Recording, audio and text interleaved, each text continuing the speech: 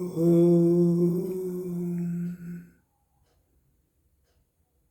ఓం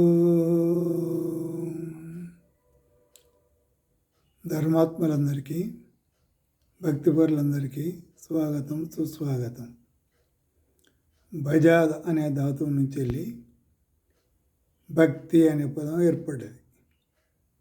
వేదంలో కూడా ప్రతి పదానికి ధాతువు ఉంటుంది.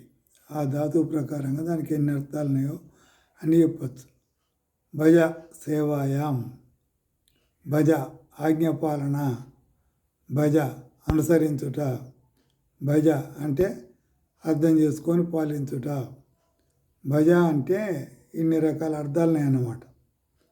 భక్తి అంటే ఏంటిది? మాతృదేవో భవ, పితృదేవో భవ, ఆచార్య దేవో భవ, అతిథి దేవో భవ, ఇవంటి ఏమన్నట్టు